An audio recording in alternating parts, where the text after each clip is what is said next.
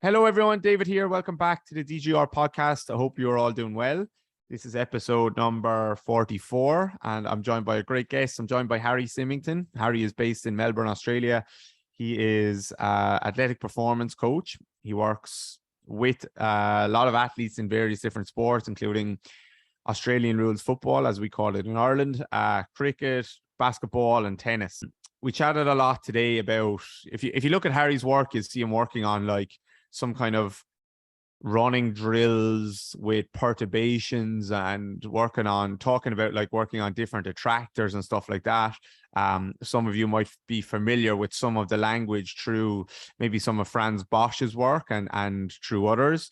So that's kind of what we dived into today. Some of the attractors of running, and not just running, they kind of apply to a lot, or most field-based sports, I would say, or court-based sports, to be honest.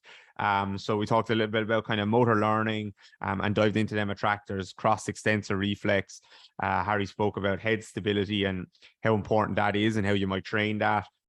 Swing leg retraction, different deep dives into some of those attractors. And I found it really interesting and some really practical information there as well from Harry. So I think you're really going to like the podcast. And if you do, don't forget to give it a share.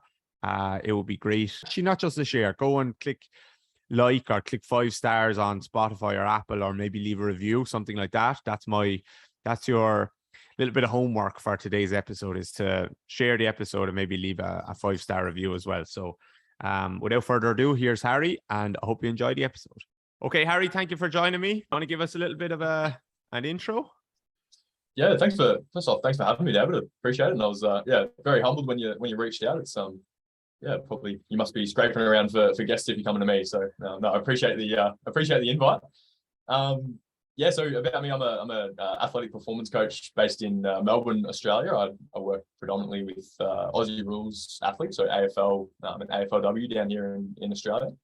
And I do a bit of work with fast bowlers in cricket as well. So they're sort of my main two sports. So I do everything from movement assessments to strength and conditioning, injury prevention, all sorts of fields. But I guess at the end of the day, whether I'm trying to help an athlete move better or reduce injuries, perform better or reduce injuries, it's always through improved movement. So I've got a bit of a passion for biomechanics, skill acquisition, motor learning, and I'm a bit of a sport nuffy as well. I'll happily admit that.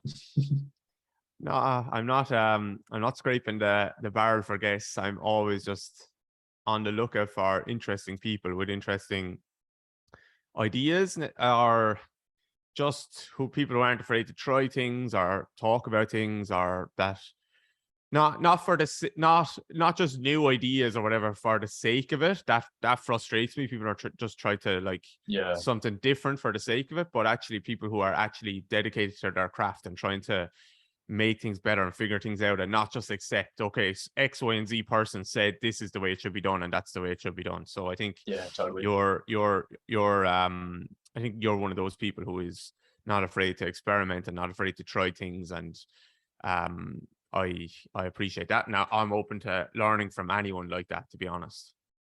Yeah, definitely. No, I think that's a really important point as well. It's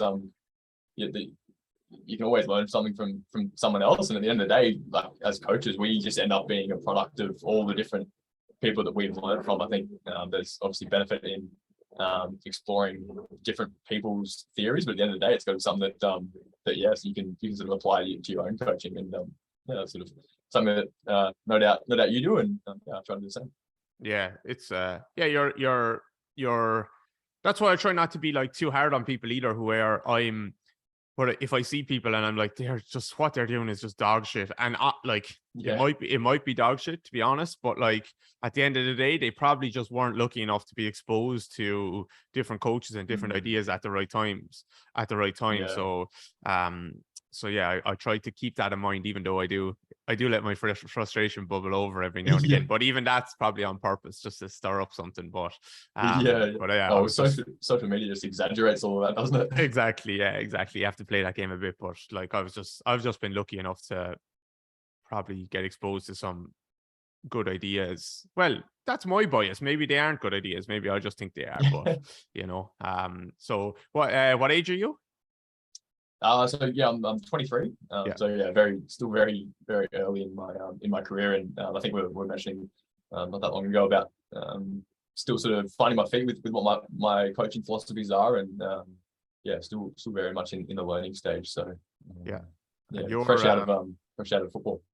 You're so what I see from you is you're doing a lot of coaching on field with athletes, young athletes. And I think at least from my point of view, you're pretty deep into the kind of Frans Bosch world of looking at movements. Would I be right?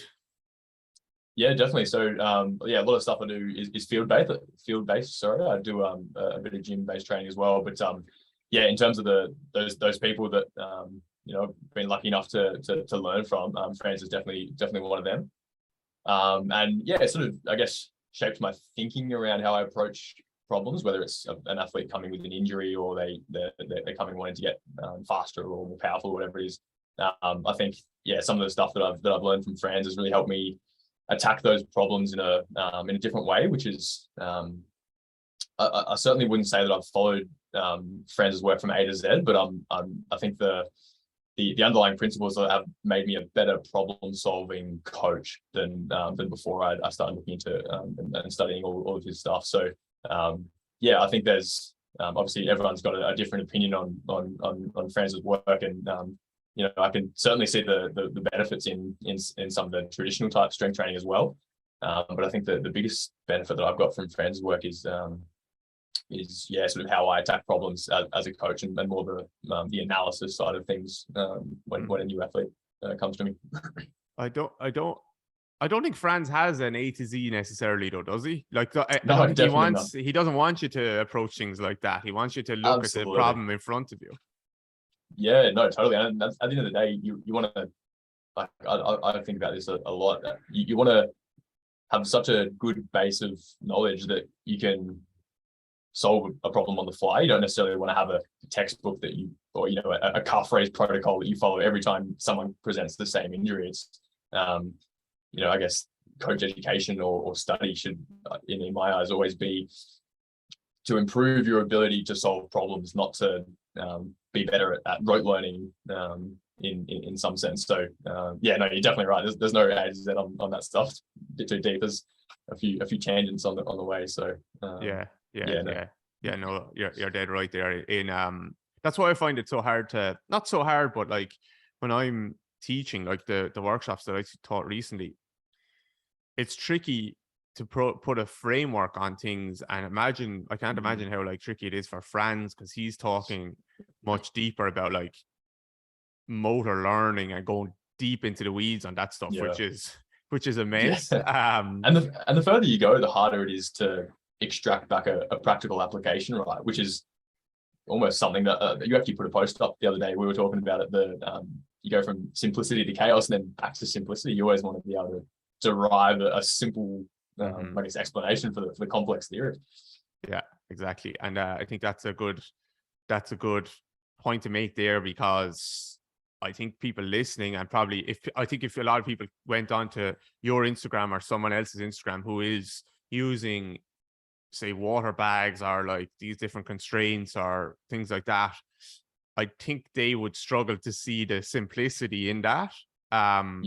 And would just call that maybe like it's just a lot of complexity, and they don't necessarily understand how that could be utilized in a simplistic way. So that's a good time I basically love to talk to you about like what you're doing with your athletes, and kind of the principles behind it as much as possible. And I suppose maybe we can frame the conversation from an AFL lens then, Australian rules football, because I think it's a different sport, but not too dissimilar to a lot of field-based sports. And even if you think about like basketball or tennis, I think there's a lot of similarities there. Now obviously there's a lot of differences as well, but yeah, so I think that would be a nice way to frame it. And then can you then maybe break down kind of some of the key skills, key attributes that an Australian rules footballer,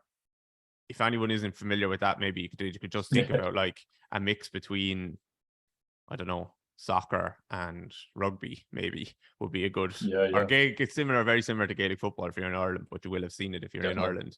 But some of the key kind of attributes that a player needs to have, and then how you try and break them down, and we can go into like the principles you look at and how you coach them then from there. Yeah, definitely. So, for those that aren't familiar with Aussie rules, it's a very chaotic game. It occurs in all 360 degrees. So, I guess that's one of the differences between rugby and AFL. In rugby, you've obviously got just the players in front of you. It's almost 180-degree vision, whereas in Aussie rules, you've got players coming from all directions. So perception's a really big part of the game.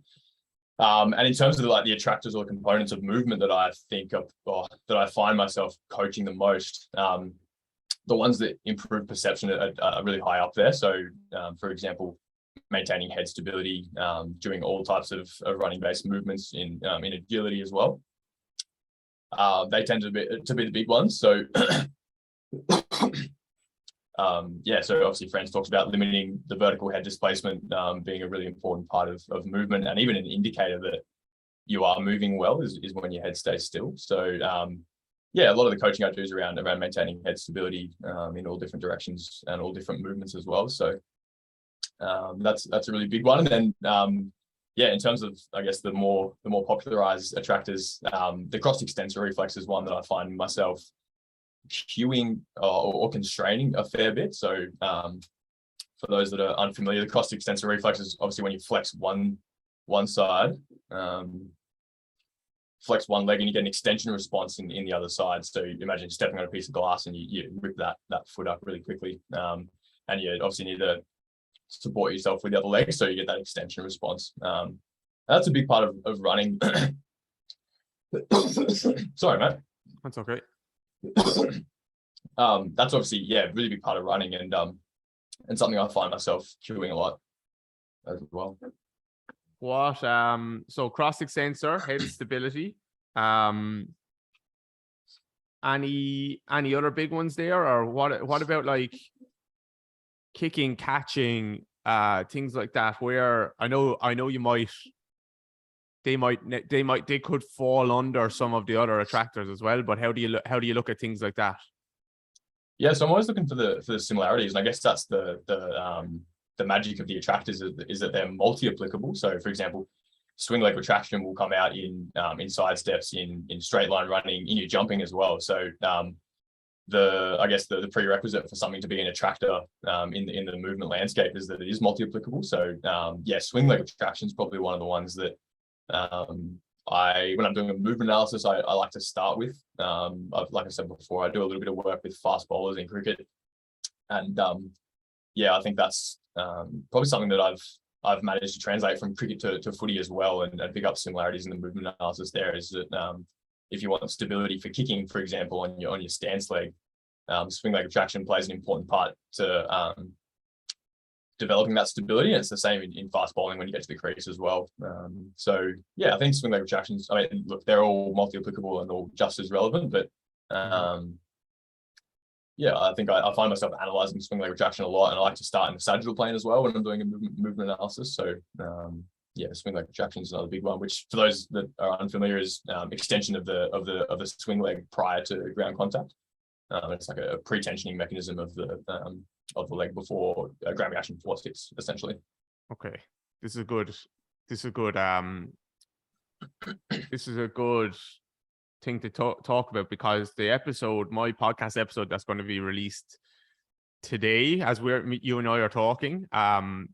So Kira's actually should be working on it right now, although I need to give her a title. I just broke down swing phase gate. I got a question on that, and I broke down at least parts of that. So so swing leg retraction was one of those things, and I think it will feed in nicely then to like talking about the cross extensor reflex, head stability, Totally. and other things like that. So I suppose before we dig into them a little bit more and how you train them and how you assess them and things, what can you give people an idea of what an attractor actually is, then what that means, and then obviously what a fluctuator means as well. It doesn't have to be the most precise, perfect definition or anything like that, but what it means to you at least.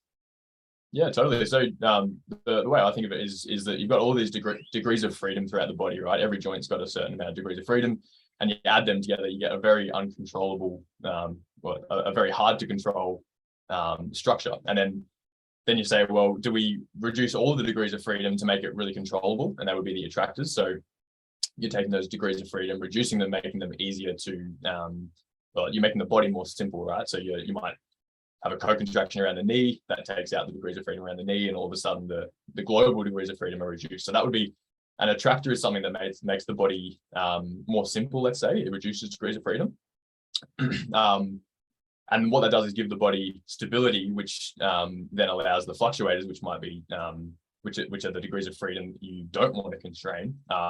It allows them to, I guess, be adaptable to the environment. So attractors in movement have to be stable, so self-stable, and they also have to be multi-applicable, like we talked about before.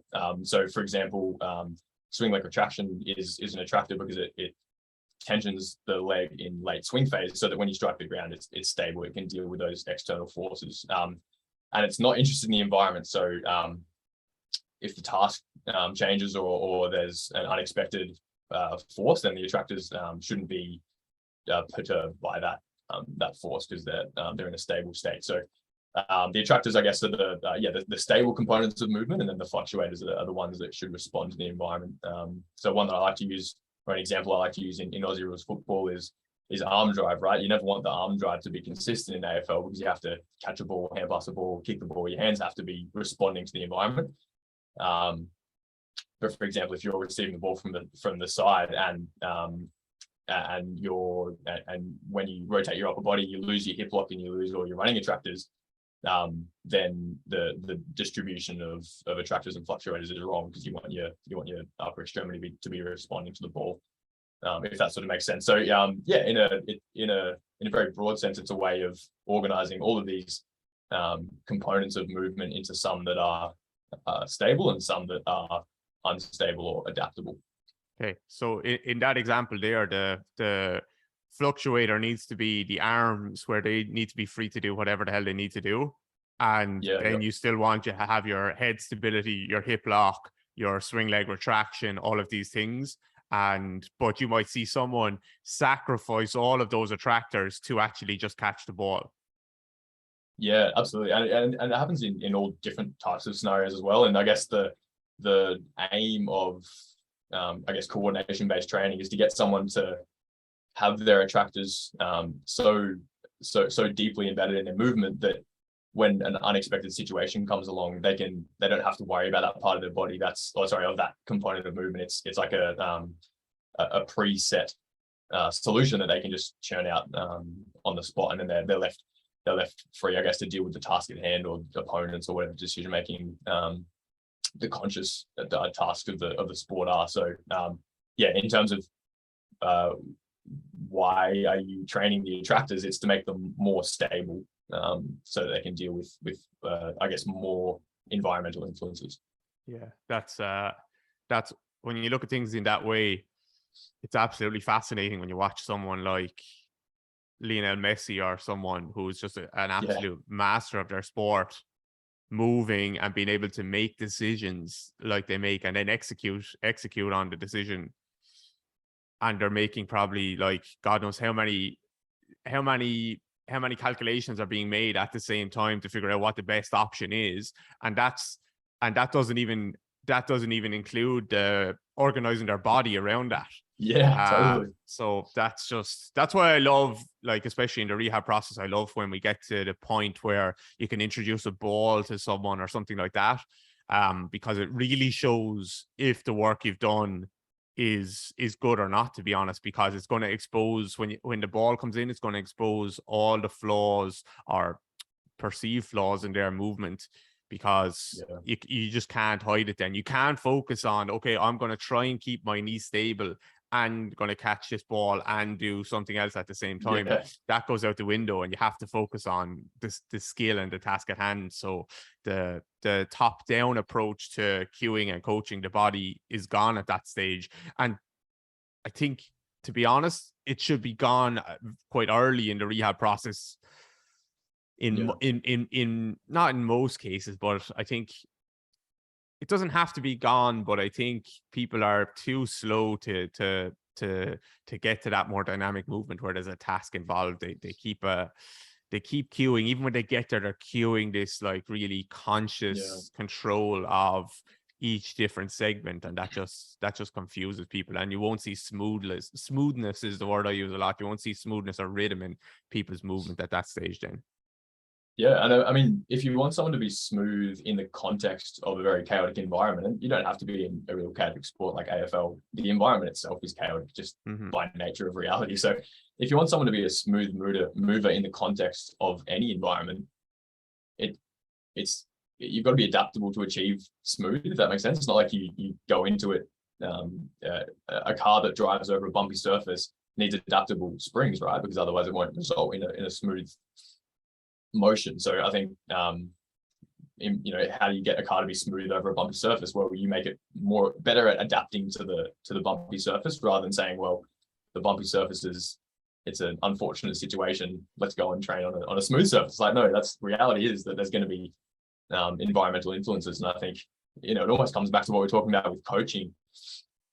You want to be an adaptable coach so that you can tackle the problem on the spot, right? Not have preset rules. I guess the same thing can apply when you're training an athlete. You want to teach an athlete to be adaptable, because to keep using the analogy, the bumpy road's going to come, and how you respond to that is a better indication of your movement prowess, I guess. Yeah, exactly. And an example of that, like that, responding to the environment and putting someone into it is, I've seen kind of Frans use this to explain co-contractions before as well. Let's say you're trying to teach someone, a powerlifter wants to teach someone how to brace, and they're spending a lot of time on the floor teaching them how to brace or doing different things. If there's ice outside on the floor and you get someone to try and walk on ice, guess what? They're going to brace it. They're going to have co-contractions everywhere immediately. Yeah. So it's not like the system doesn't know how to brace. It's that you haven't put them into a position where they're forced to actually figure out a good strategy to brace. So that's it. I think that's a good example of that. And it's not like you can't brace. It's like, people, the old, my glutes don't, my glutes need to be activated, or, all these little things about my glutes don't work, or this doesn't work, or it does. It just hasn't been stimulated yet. So I think trying to and that probably comes full circle when we're talking about the attractors, is if you want to prove to the system how stable something is, you've got to throw all sorts of different environmental influences at it, whether it's a perturbation from an aqua bag or it's a change in surface height. The more different environments you're exposed to, then the more stable that component becomes. And unless it's not stable. So if you got the passive attractors, right? Where if you do throw all of these, and this is a good way to get rid of an error in movement, right? Is someone presents with a passive attractor, whether it's deep dorsiflexion in stance phase, or it's a hip drop at mid stance. They present with that passive attractor. One way to instead of telling someone don't drop into deep dorsiflexion,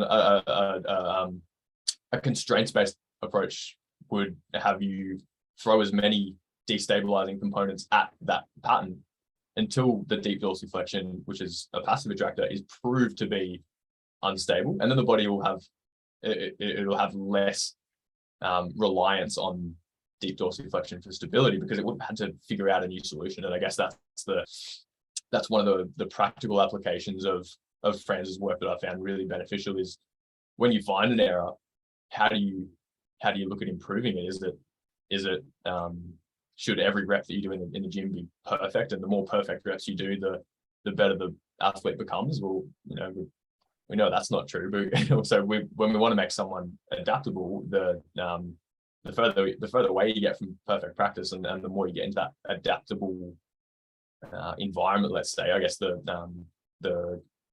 I guess a better indicator as to how movement is designed in reality, or in the sporting situation. Mm-hmm. Okay, so I'm going to ask you a question on that then. So Can you explain a little bit more between the difference between passive and active attractors before I ask you about the deeper dorsiflexion for an example then? Yeah, so I always imagine so the passive attractors are they're stable, but they don't protect the body is one characteristic of them, and you might leave it there in terms of how deep you go into it, but they don't protect the body, but they are stable. And it's important to recognize that these errors are stable. That's why they become part of how someone moves. So for example, imagine you're walking along and you sort of sit into your hip and you just hang there. You sit into one hip and your body weight leans over to one side. That's what you're doing is sitting in or hanging. I like to use the term hanging in passive tissue. So the tissue's at its end range, it's not active, it's just stretched until there's tension between the joints, and that gives you stability. And that might be fine when you're standing there just waiting for a coffee or something where there's no ground reaction force, there's no defenders, there's the environment's really simple. So a passive attractor like that's fine. It provides enough stability for the context. But if you try and run with that same hip drop, then when the unexpected forces that are not only unexpected but also quite large in magnitude as well, when they hit the hip joint, there's not enough protection around the joint just from the passive stretch of for example, let's say the glute max in that situation. So an active attractor around the same joint, the hip joint, would be hip lock. Now, people look at hip lock and they say, oh, it's just abduction, but hip lock by definition is a co-contraction of all the muscles around the hip. It results in an outside shell of the free side of the pelvis being slightly higher than the stand side. But by definition, it's a co-contraction of all the muscles around the hip joint. And what you find there is instead of having one passive muscle stretched to end range to provide stability, you've got all of the muscles around the hip active at optimal length, contracting isometrically. What it does is hold the joint in a state of equilibrium where these external forces are better managed, and they don't cause stress to, for example, the lower back's a common one around when there's a passive pelvis or passive hip joint. So that's a bit of an overview around the hip joint, but they occur all the way through the body, and often you'll see someone who has a passive hip joint will have a passive ankle as well. So you get deep dorsiflexion at the same time as you get that hip drop. And often cleaning one of them up cleans up the other one as well. It shows how integrated the body is. But the passive attractors are they're still stable. I think that's a really important part to remember, is that they're an error, but they are stable, and they're not as stable as an active attractor, and that's where you want to get the body to. So you're constantly knocking on the door until it is destabilized. Yeah, I think people will usually use the way they would traditionally have thought about that is just like a passive attractor is kind of a compensation, quote unquote, where so someone it's not necessarily they kind of learn to move this way, but it doesn't mean it probably works for them, but it doesn't mean it's necessarily the best way that they could be doing it. Things could be moving a lot more efficiently and probably protecting them a lot more as well.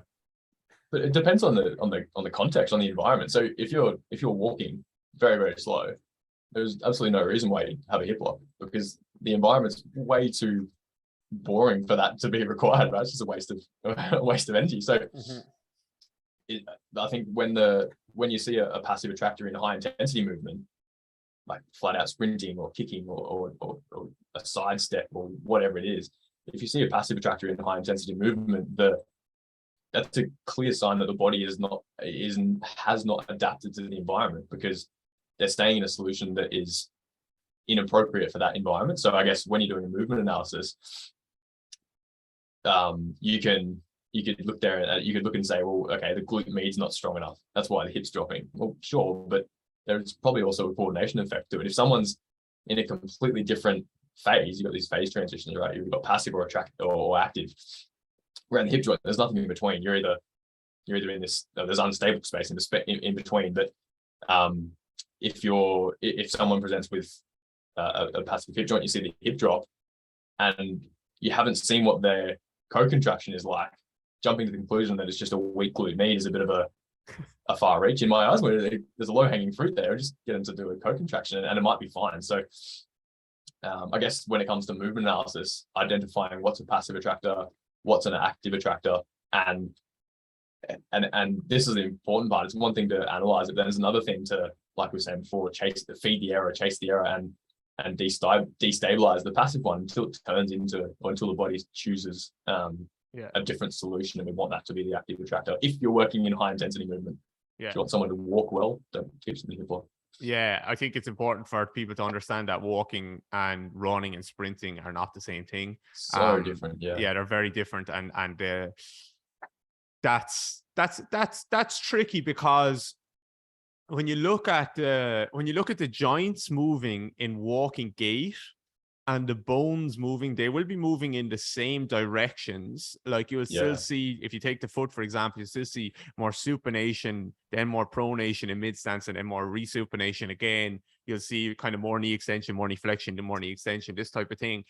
And that will apply to walking, running, and sprinting. But what's happening around the tissues is completely different. What's happening around the connective tissues and the muscle and the fascia is completely different. So that's why you can't just presume. Actually, I see people all the time who I would say their walking gait, it just looks all over the place, but then they move into high intensity movement and they can put it together so unbelievably well. And that's maybe a sign of, okay, they don't have maybe a ton of relative motion, but the coordination there where they can coordinate all these tissues, all these things together in high intensity movement. They can probably pre-tension well. That's a beautiful thing to see. So I think that's an important distinction between walking gait and the phase transitions that you're saying. Yeah, totally. And I said before, it's a low hanging fruit. Like coordination based training is so there's so many great benefits to it. For one, for example, you don't have to go through all of this muscle soreness to get slightly strong, like you do when you go through a really good strength program. You don't have to go through that for coordination based training, because you're working with light weights. You're working, the overall volume isn't critical to the improvements that you see in the movement. So like coordination based training is as a way to improve someone's movement it's such a low hanging fruit. And if then you get someone moving well and they're still having issues, then maybe there is a strength problem there as well. But I think exhausting the low hanging fruit of coordination based training, I'd say, like, is super important. If you're trying to find out what the best, I'm not saying it's definitely not always the best way to go, for sure. I totally understand that, but I think it's something that should be exhausted at least in part when someone presents with an issue. Yeah, I'm with you on that, because that's exactly like the example you used with someone who's getting some issues in their hip joint, and then it looks like they're not super active around they're not getting them co-contractions around the hip. And we say, okay, it looks like your glute med isn't very strong, because I test you in a muscle test, maybe there's just inhibition there because there's a little bit of pain or whatever. It doesn't mean that muscle isn't actually strong. But if you actually take a step back and look at that person, do they have a strong foot and a strong ankle that's doing the right thing at the right time? And if they don't, it probably doesn't matter how strong you ever make that glute med. They're going to continue to have that dropping into deeper dorsiflexion, and they're not dispersing any force on the way up through the chain. It's just a ton of compression at that hip joint. So I would try and presume, firstly, the first presumption, unless there was an injury history, like a very clear injury history, that, okay, you just damaged that ankle or that hip and there's clearly atrophy there or whatever, I would try and presume that actually I can clean this up a bit quicker, because it's maybe more of a coordination based thing. And we know with coordination, the cool thing is it can change in a few reps. That's what I find fascinating with human movement. You can change something. Whereas if we're going to presume straight away that this is a strength issue, that means it's going to take 4 weeks, 6 weeks, 3 months, whatever, to clean up. But actually that doesn't seem to be the case with people. And that's a good example. You mentioned at the start of the podcast about when you put someone can't brace when they're walking normally, you put them on ice, they can all of a sudden brace. It's not like they can't do it. They just haven't been exposed to environments where they need to.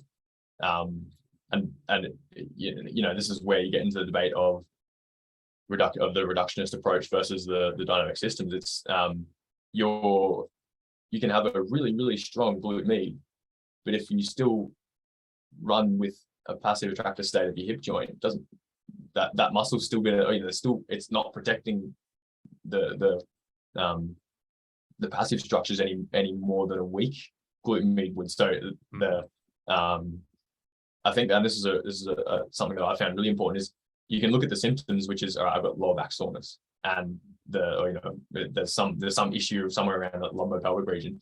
You can look at that and then jump to the conclusion of you must have weak abs and weak glute med or whatever. Whereas actually trying to find the underlying cause of that symptom, I think, is a really something that might be skipped a little bit too much sometimes in strength training. It's here's the problem, here's the solution. You walk, not just strength training, but, rehab or anything. You walk into a physio's office with a sore calf, you walk out with a calf raise protocol.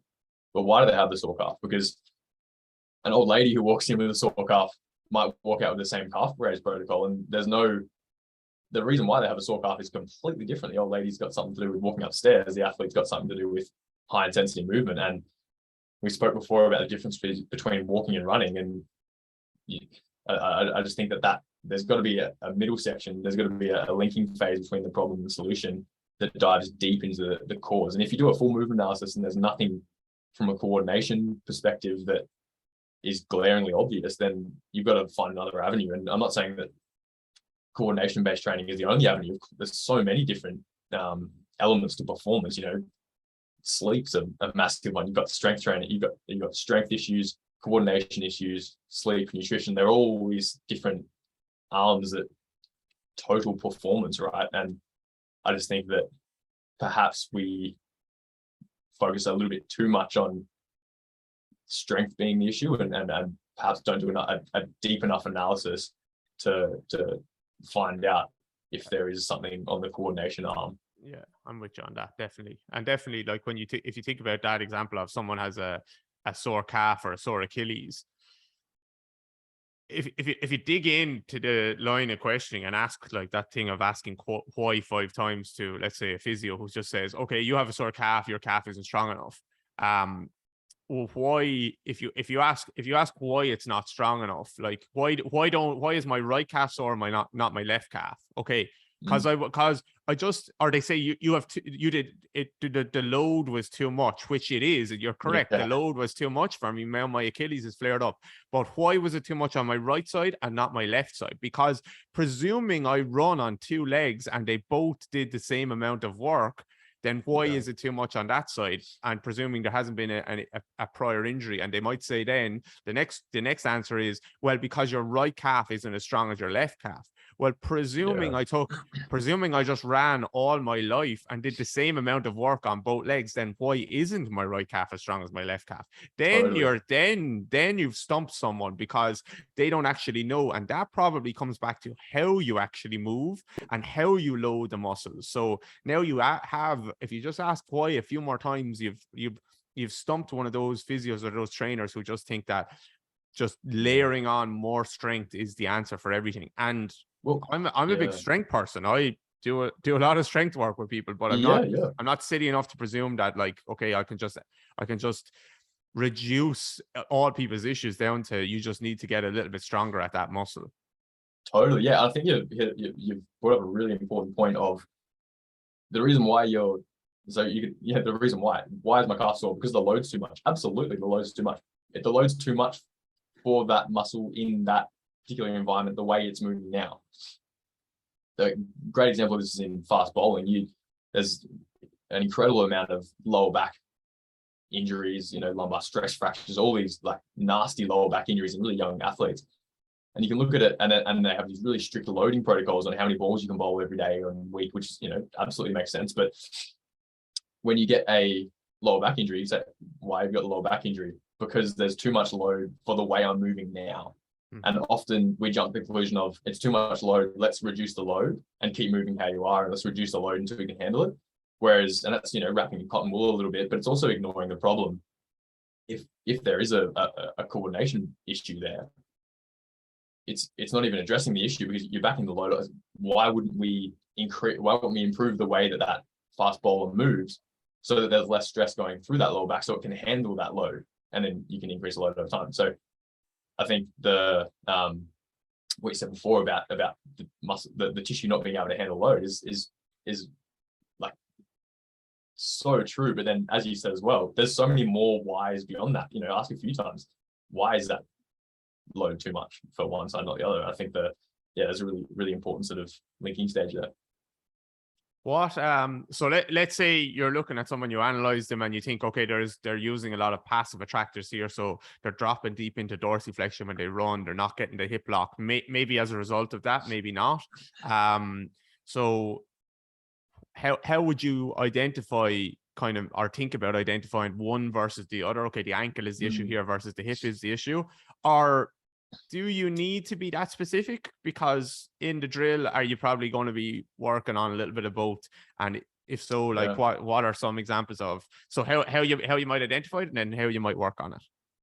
Yeah, well, the first step is obviously identifying what's going wrong, but then trying to figure out, so if there is multiple issues in the movement analysis, trying to figure out which one is, as Frans will call it, the gang leader, which is the one component that's doing the most, it's leading the rest of the body down that route of passive, or, the passive or the error in movement. So it's bloody hard to find out which one's the gang leader. And at the end of the day, I say this to my athletes all the time, at the end of the day, we are guessing. Everyone in our industry, we're guessing. It's informed guesses. We've got a lot of research. We've got a lot of knowledge behind us. But at the end of the day, I think coaches we've got to acknowledge that everything we do is a guess.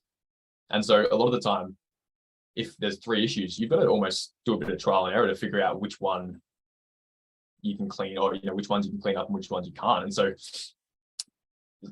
early days, I was doing a movement analysis, and then I was saying, these are the exercises that will fix that, and go and do them, and I'll see you in 6 weeks and you'll be moving better. Whereas in reality, if you genuinely want to improve someone's movement, you almost need to play with it. Like, forget sets, reps and exercises, like add a hurdle, take a hurdle, change the surface. And it comes back to being a problem solving coach that can identify, step one, analyze and identify the issue, but then take a bit of time, take an hour to go through, this movement with the athlete and figure it out together, because it's so not black and white.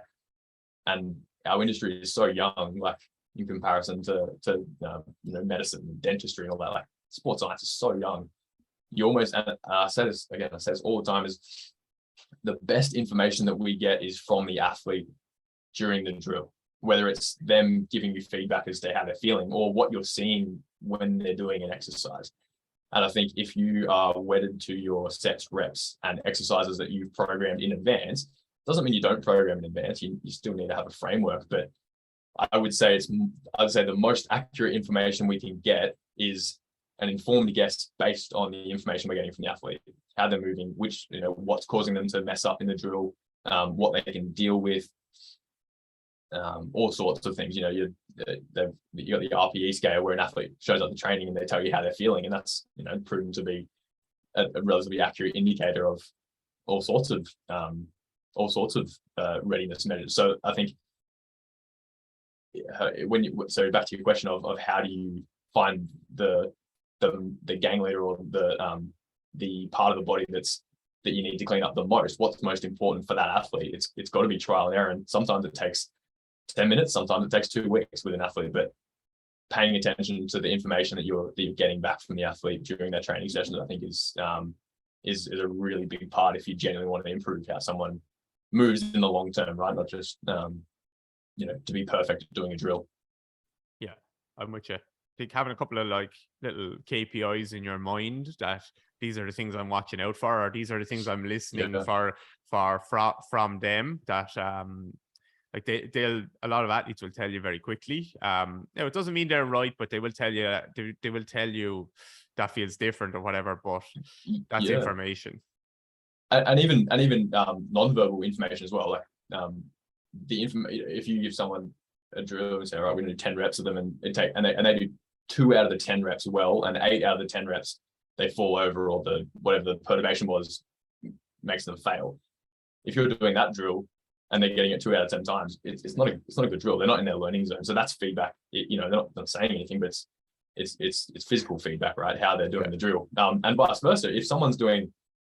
If you program someone a coordination-based drill, something, let's just take a hip lock drill, for example, and they can do it 10 out of 10 times perfectly, it's the wrong drill as well. You've got to find that learning zone. And so when you're watching someone, if you're not watching someone do a drill, do a set, how do you know how effective that set's been? How do you know they're not just cruising through and it's the easiest thing in the world and they're not getting any learning effect out of it? So I think you've got to, because remember, if you want to take a passive attractor state to an active attractor state, you've got to disturb it enough.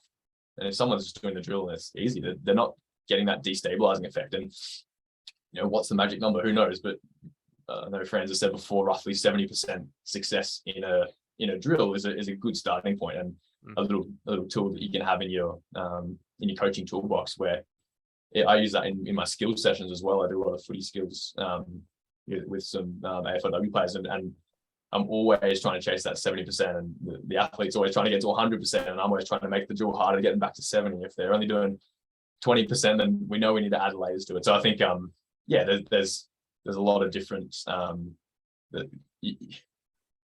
I would be hesitant to be wedded to sets, reps, and exercises, and ignore the information coming from the athlete. Yeah, I think the 7 out of 10. I think the 70% is fairly solid in the research. Around 70 or 80% success rate when I was trying to learn handstands and stuff like that several years ago. Ido Portal, that was one of his things as well. 70-80% success rate. That's what you're looking for, and took me a while to get anywhere near that in some of the drills. So when I was in Irish sports as well, when I was practicing a lot of free taking and Gaelic football, that was the number that I kind of kept in mind as well, around 70%. People say, okay, don't leave you're going to kick the ball over the bar from this position in the field, and you're not allowed to move on till you get 10 out of 10. I think if you actually looked at someone, they're probably getting 7 or 8 out of 10, and you could, if you nudge them into a more difficult position. So let's presume, okay, in that position, it's slightly easier. You're getting 7 out of 10 here, 8 out of 10. If I nudge you into a more difficult position, instead of just keeping you there until you get 10 out of 10, try and get you to 7 out of 10 in the more difficult position. I bet you if I brought you back to that easier one, you're going to get 9 out of 10, 10 out of 10 now. So it's so true. Yeah. So there's that bit of failure has to be there. Yeah, and it comes back to what you're trying to improve with the athlete. Are you trying to get them to use that example of goal kicking? Are you trying to get them to goal kick perfectly every time in a simple situation with no pressure? Or are you trying to improve the adaptability of their technique? And if you're trying to improve the adaptability of their technique, not just get perfect practice at training, but I think there's a real distinction there between what your goal is and what it perhaps could be. And I think if you're trying to improve someone's goal kicking, it should be, or someone's movement in general.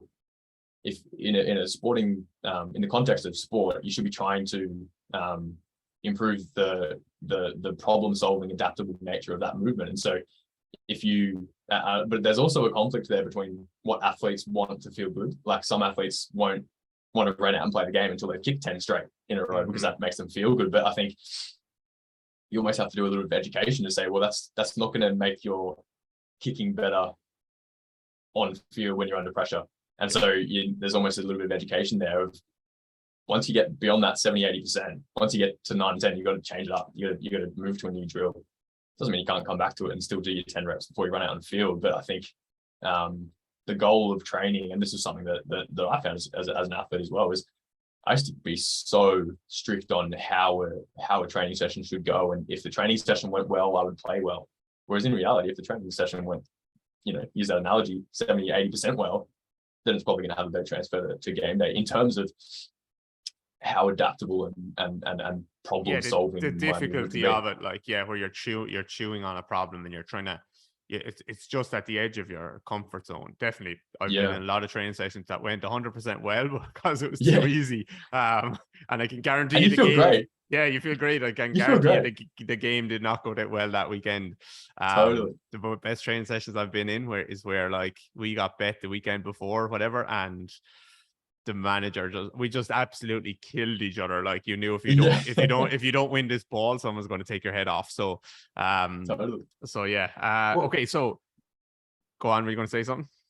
Oh yeah, I was just going to say, to finish off that little train of thought as well, I like to use the analogy of, if you're trying to prepare someone to be, let's say you're a parent and you've got a kid who's got some homework and you want to prepare them for a maths test. You don't just get them to do the same problem over and over and over again until they're perfect at that one problem, because when you get to the maths test, let's say it's got 100 questions on it, what's going to make them good in the maths test when they don't know what the questions are is the little problem solving techniques or the solutions that they can apply to all of those different problems. And so if you can translate that to training. If you're giving someone the same, say, an exercise, any exercise that you do is a problem that the athlete needs to find a solution for in terms of movement. If you're just giving them the same problem and getting them really good at solving that one problem, they're not going to get better at problem solving in unexpected situations. And the same if you give the athlete the answer, if the parent gives the kid the answer to every maths question they do for homework, they're also not going to get good at problem solving. So that's where the conscious cueing, you were talking about the cueing before, like if you're just telling someone that you need to do a hip block, then it's not problem solving. You're just putting them in that position, and how do you know if it's a hip block or not? So destabilizing instead makes them solve the problem, which you hope will be hip block. So I think that, again, I'm probably sound like a stuck record, but I think that there's a really clear distinction between training for perfect practice and training to be a better problem solver. Yeah, I'm with you. Okay, so for the last while, I'm going to ask you questions about some of those attractors that you mentioned earlier. So the first one is keeping the head stable. Can you talk a little bit about that? So limiting head displacement, why that's important. I think hopefully everyone can appreciate a little bit about why that's important, and then like how do you coach that if you see that that's not quite amazing, let's say. Well, I think again, the context of Aussie rules football, you've got to be able to perceive the environment in 360 degrees, and which is an exaggeration on normal life, right? You still have to be able to perceive the environment well, whether you're moving in 360 degrees or not. But it's probably exaggerated in Aussie rules, let's say. So if your eyes drop up and down every time you take a step, if you've got this big collision where your center of mass drops and rises and drops and rises, and you got this big, and your head's moving all the time, you've got to recalibrate your vision every time. I don't know the exact stats, but there's a little time, it's a fraction of a second that you lose every time your head changes direction, dropping or rising. So if you can move around the football field with a stable head, you're going to perceive the environment better. And we know we've got this perception action loop where if your perception is good, then your actions, then you've got more chance of acting in a good way. So skilled perception results in skilled action, which results in skilled perception. So the better you move, the better you perceive, the better you move in a loop. So I'd almost prefer that someone can move at 75% of their maximum possible speed, keeping their head still, than sprinting flat out and losing head stability in a sport like AFL where it's so chaotic. So I guess that's why keeping the head stable is so important, so that you can improve your perception, which has a flow-on effect to your actions. And then in terms of how you improve that, so come back to the car driving along the bumpy surface, you almost want to try and make the head drop as much as you can. As a coach, you want to put the athlete in a drill where it's more likely that the head will go up and down, so that they have to work harder to keep it stable. So one drill that I do a lot of in lateral movement, for example, is you set out some mats on the floor. The mats might be 3 centimeters tall, so not very much, but that's a decent jolt for your head to take. So instead of getting someone to side skip, let's say, or move laterally along a flat ground, you get them to move along and the ground's undulating. So there's one reason why the head might want to drop. Now, the problem with that is there's not really clear knowledge of result. The athlete doesn't, other than you maybe cueing, keep your head still, which isn't the greatest way to try and improve it, right? That's just giving the kid the solution to the maths problem. The kid was just like, what the hell does that mean? Exactly. Especially if they don't do it naturally. Like, it's not that easy. You can't just say that, again, coming back to the ice skates analogy, walking on ice analogy.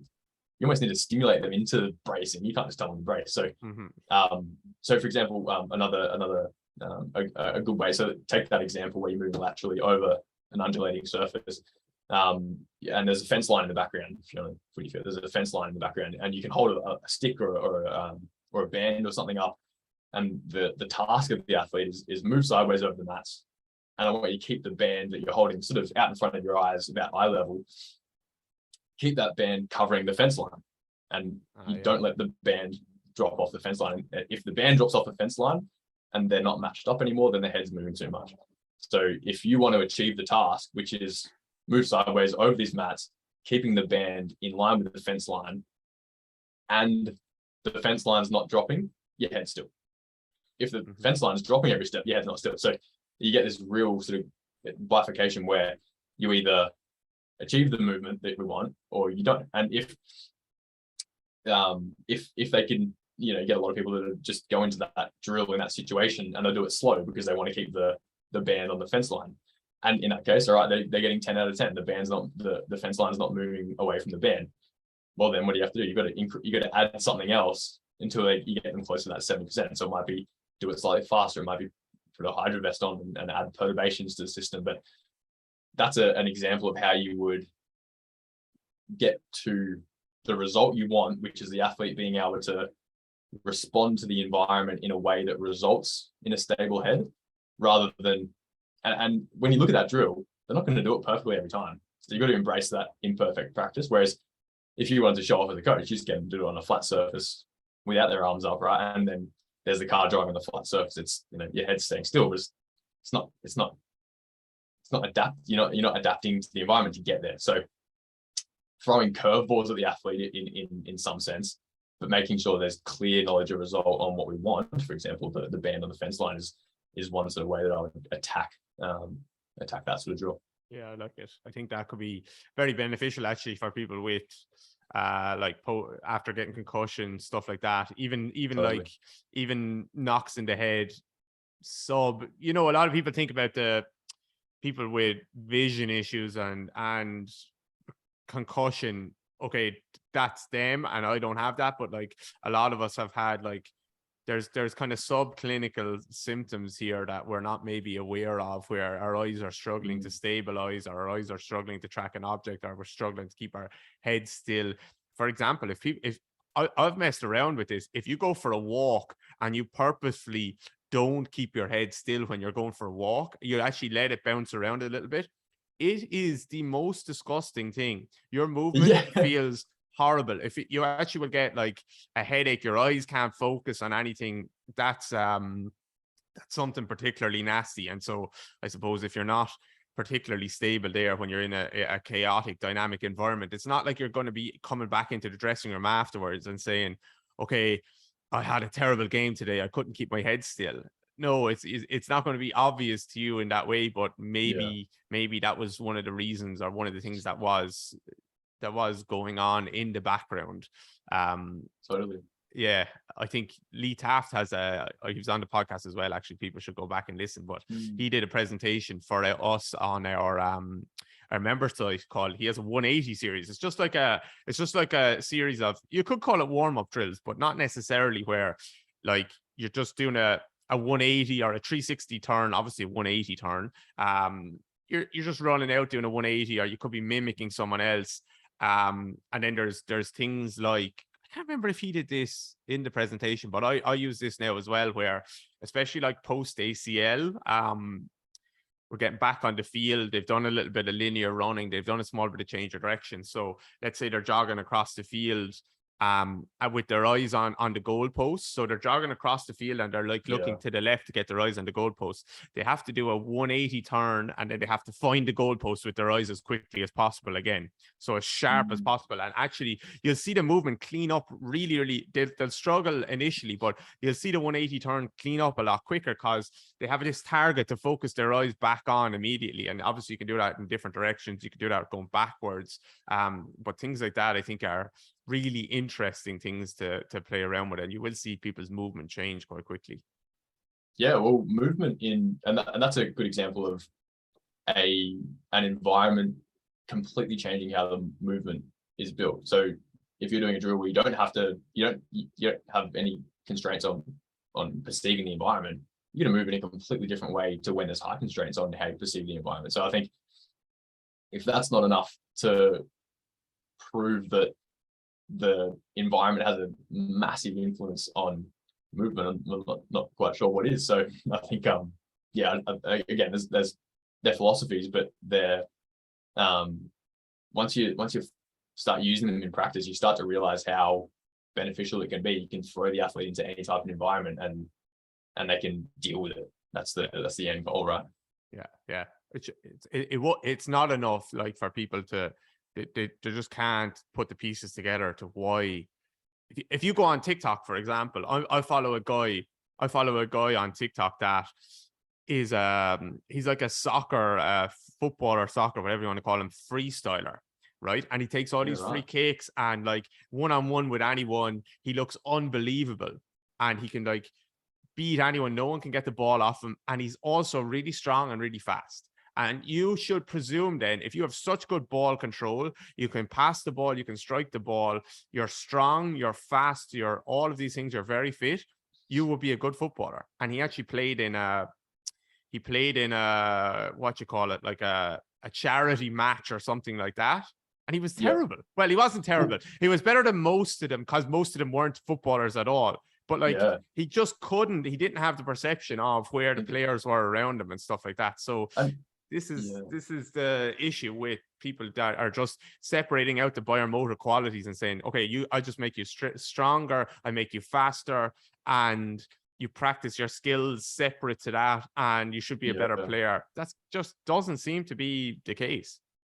And in, I think it's in Anatomy of Agility, Frans points out this really interesting concept, or this, I think he throws out this idea of the interactions between different components being arguably more important than the individual components themselves. So use that example of really good ball handling, really good speed, really good power in isolation, great. But what's your ball handling like when you're running fast? And if you've got someone who's got great ball handling when they're not running fast, great speed without the ball, but then the combination of them, they can't interact, they can't combine them well, then you're right.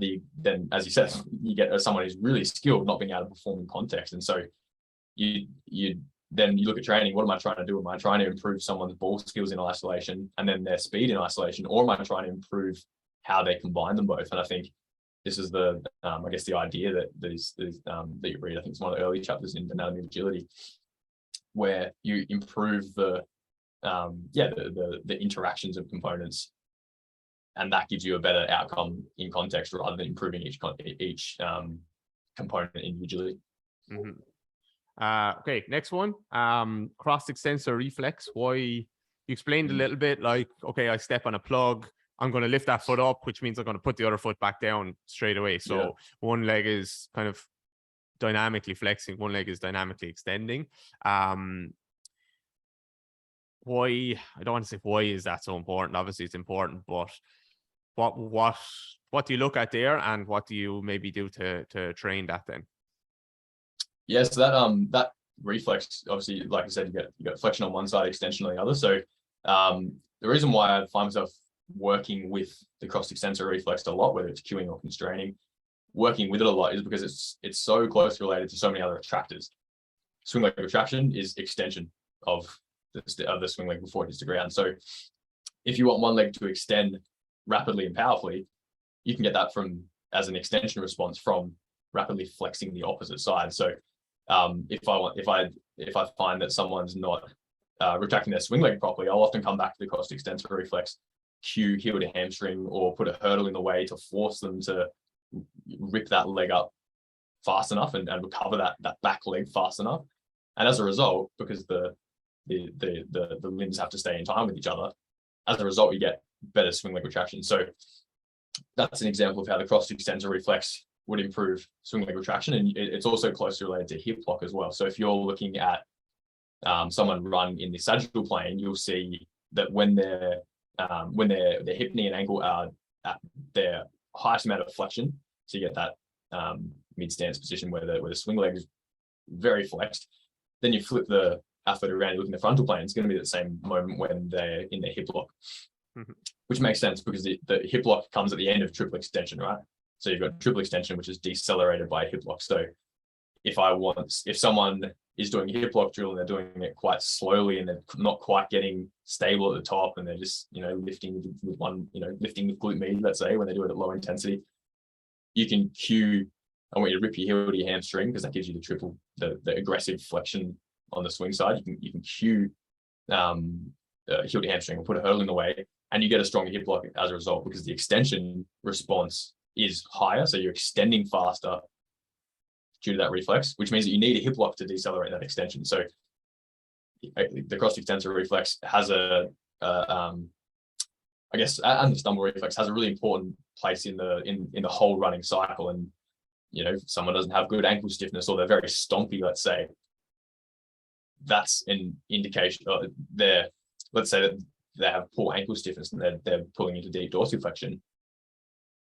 Instead of telling someone not to sink into deep dorsiflexion, which most athletes won't understand, you can cue the opposite limb to flex faster, or constrain the opposite limb to flex faster. And then the extension response also has plantar flexion in it. And if you're plantar flexing just before ground contact, that the muscles around the ankle are active, the gastrocs are active in upright running, soleus in acceleration. So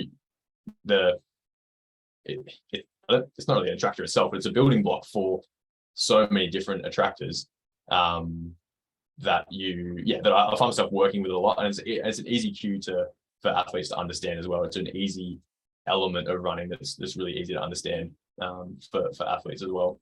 Okay, interesting. So it relates to, I think people should go back and listen to my last podcast, which is being released today. I think this one will be released next Thursday. I shouldn't even bother saying that because it just confuses people because they're just not listen to listening all of them. Just the last one, because I just talk about swing phase, but related to what you're saying there. You're saying they don't recover the back leg from backside, like they don't recover that leg fast enough. And I spoke the question was like, what do you look at in the swing phase? And so from the backside, I'm looking at, are they getting hip flexion and knee flexion happening together to pull that leg through? And then dorsiflexion as well. And dorsiflexion, yeah. So triple flexion there. And then at the front side, are they getting the swing leg retraction? So you're more likely to cue the triple flexion to happen instead rather than the swing leg retraction. Is that right? Yeah, well, that's the way.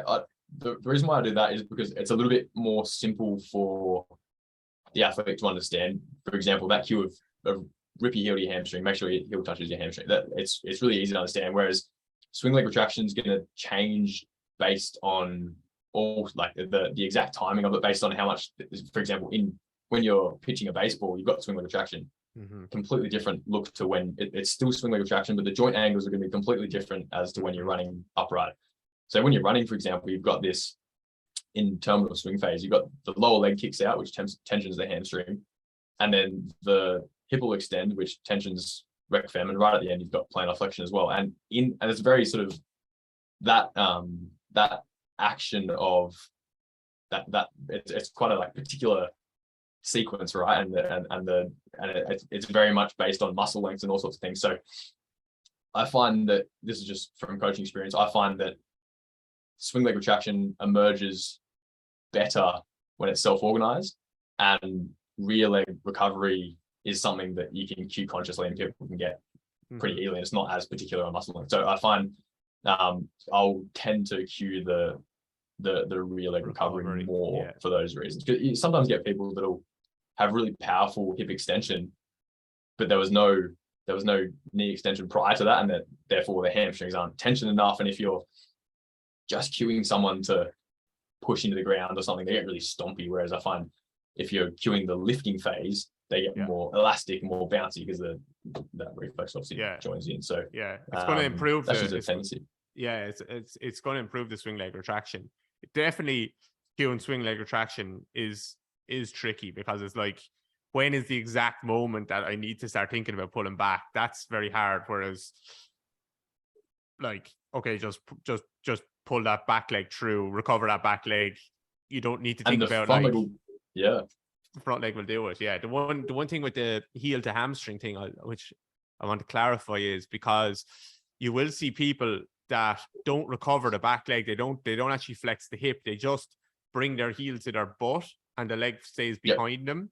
So I think that's, so when you use that cue, do you ever see someone that does that where they actually go into like a quad stretch instead of flexing the hip through?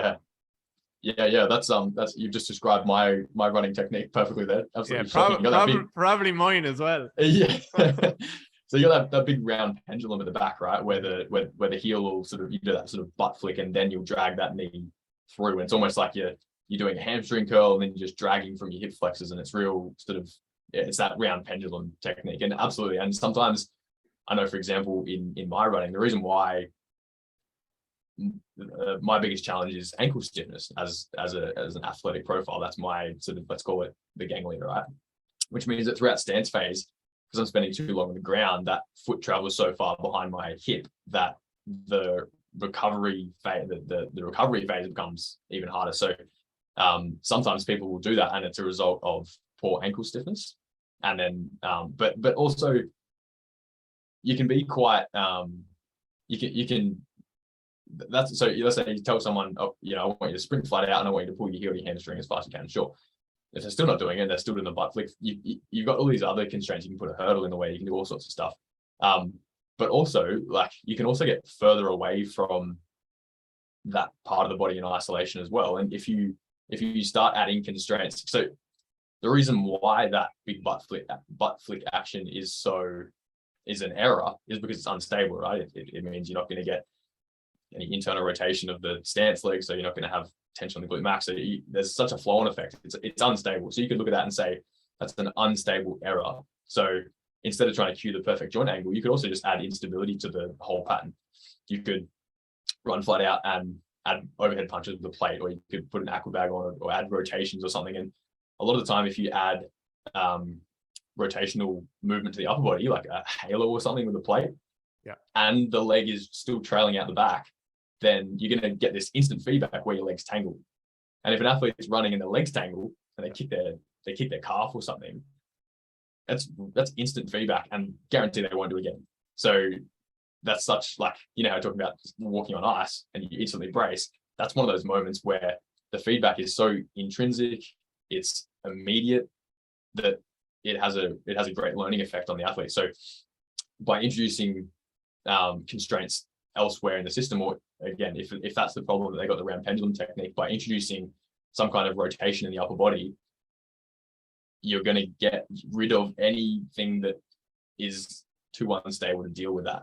And a running technique where you pull that rear leg forward really fast and really aggressively, that's going to be fine dealing with these upper body rotations. So you're using constraints to allow that technique to emerge rather than obsessing over isolated joint angles.